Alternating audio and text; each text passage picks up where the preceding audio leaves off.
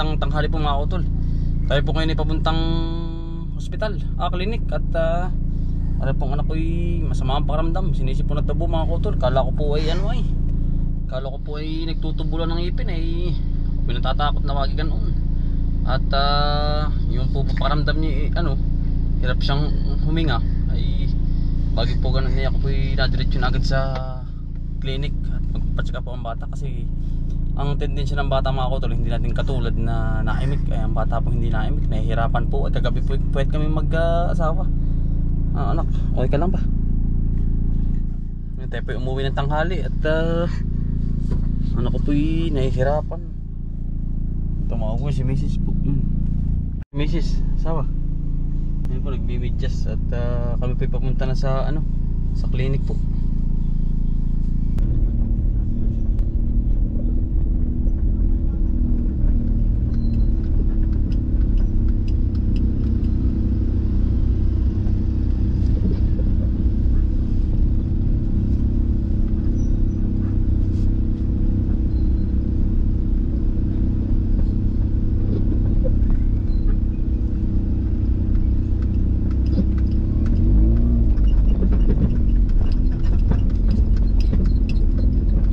Ayan mga kautol, kami po'y katatapos lang at medyo privacy mga kautol yung doktor. Siyempre bawal hong ipakita yung kanyang sa loob ng ospital, clinic. Ayan po yung aming anak. Anak, asawa, magandang tanghali.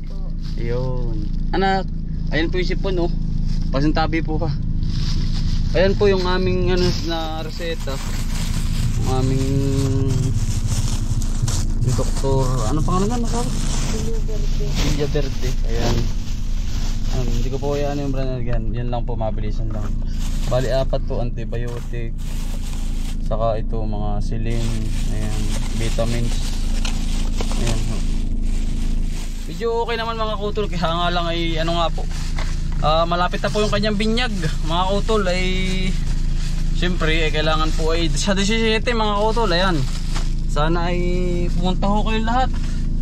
Pagkakadami baka pupuno ay. Ano anak?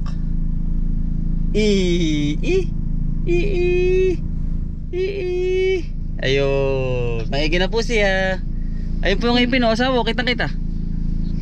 Ayan, yung ngipin. Siya. Hello po. Anak. Ay mga kautol, yun naman sakit niya. Anong pangalan ng sakit? Limot po mga kautol. Basta okay naman. Ang haba masyado, hindi ko nalimutan ko na. Pero nakasulat po. Awan. Ay, siyempre mga kautol, kailangan medyo nakakatakot din mga kautol yung may sakit yung anak. Kasi yung anak namin tulad, alin ang masakit yan pong bata, hindi po yan. Yan po iiyak laang. Kaya po emergency rin mga kautol. Ayan, migitan. Ayun naman kanyang kahit may sakit siya po ay malakas kumain at uminom ng tubig. Ano nga? Iyon. Teka, kain na. Kakain. Sabi may sipon. Okay naman po siya. Kaya lang ay talagang kagabi po ay iyak na iyak po. Hindi po mapakali. Kami po hanggang anong oras tayo asawa? Alas 12 na Alas 12 na po kami nagising at yung pong bata ay tuloy-tuloy pong iyak.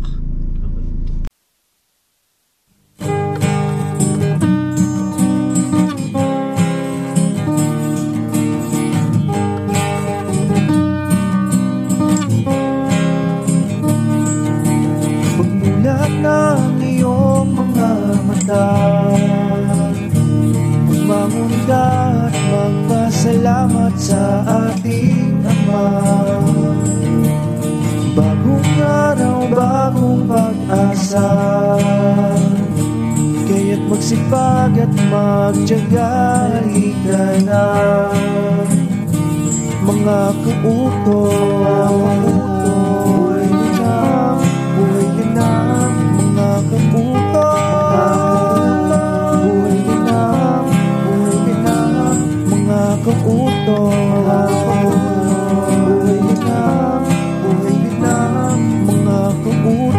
Kararating lang namin sa bahay at yung bata po ay tulog na ngayon at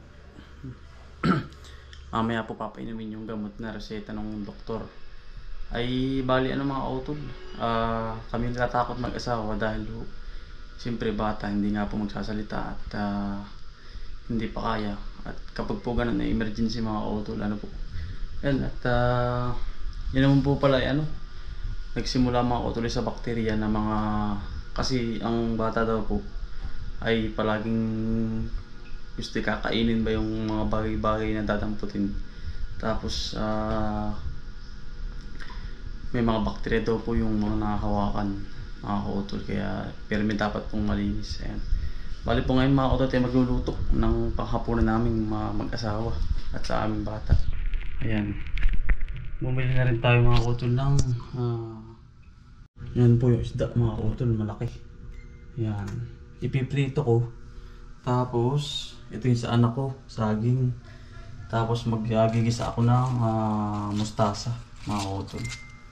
Yan, gagawin ko muna yung sa bata ko pong pagkain. Gagawin ko po muna yung sa bata mga kautol. At pagkagising po ay kakain na. Unahin ko po muna yung sa bata bago po yung hapunan namin mga kautol. Nakakatakot po ay. Tayo po'y napauwi nang wala sa oras mga kautol. Tatrabaho po sa bukid ay. Ay unahin ko po muna yung bata bago po yung trabaho doon.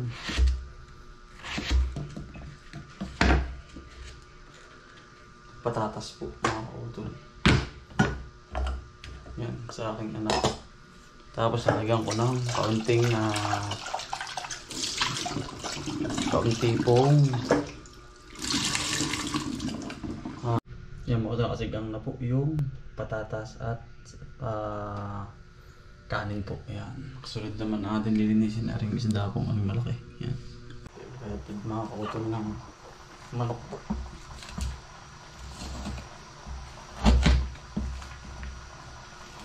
Panglawak po din yung ating mustasa.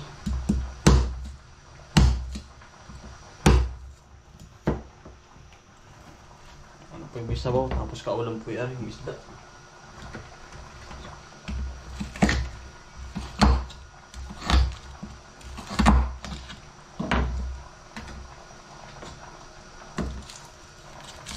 Yung pong bata ay mga kautol, kahit ano po yung nakain naman. Yung po bang kahit siya ay may sakit ay tuloy pa naman po ang kain.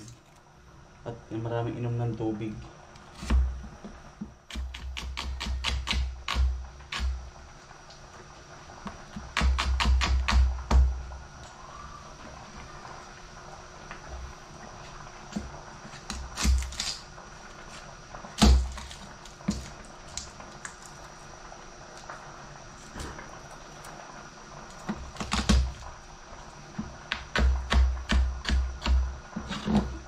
Yeah. Pichay.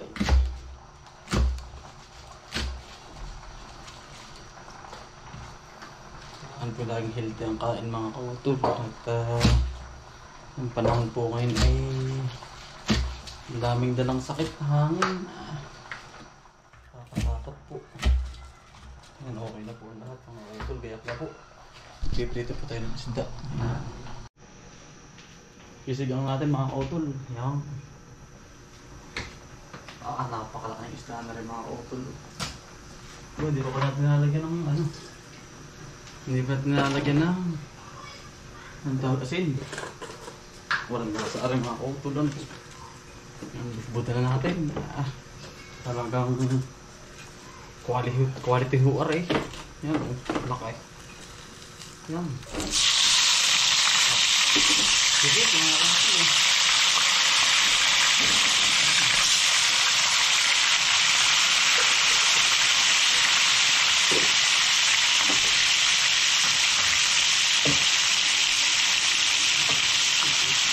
Sige.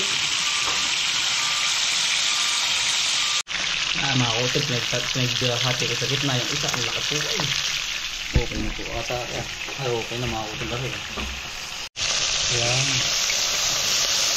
Bago natin yung hulog aray, tulusog bawang mga kautol. Sasangkas na muna natin da.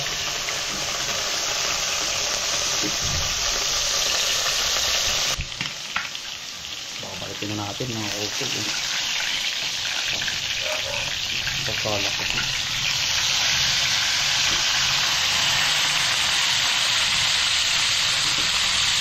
Yung pagkakali.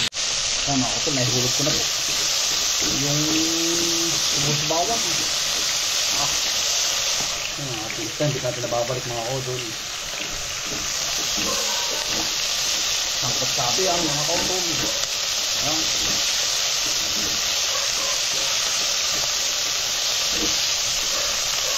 Yan mga kautol, yari na po, nakakulo na.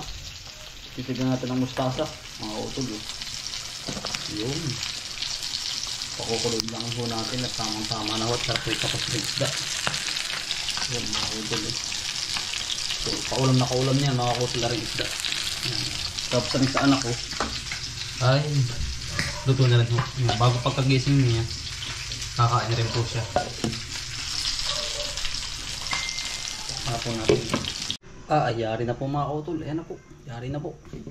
Saka yung isda. Ayan. Ayan mga kautol. Ako'y magpapaalam na ho at tapos na ho tayo magluto sa aming hapunan. Ito po yung bata ko mga kautol. Papakita ko sa inyo. Ayan mga kautol. Yung pong aking anak ay tinasa na po ng unan at medyo masama pong pakaramdam. Ayan po. Siya po ay nagpapahinga na ng aking anak. At gawa ko ng mamaya kung mga bandang alas 8 ay kakain na po. At papain na po naman ng mga gamot mga kautol. Yan, paano mga kautol? Maraming salamat po sa pagsama. Sipag lang po siya, buha probinsya. Bye. Salamat po. God bless to all.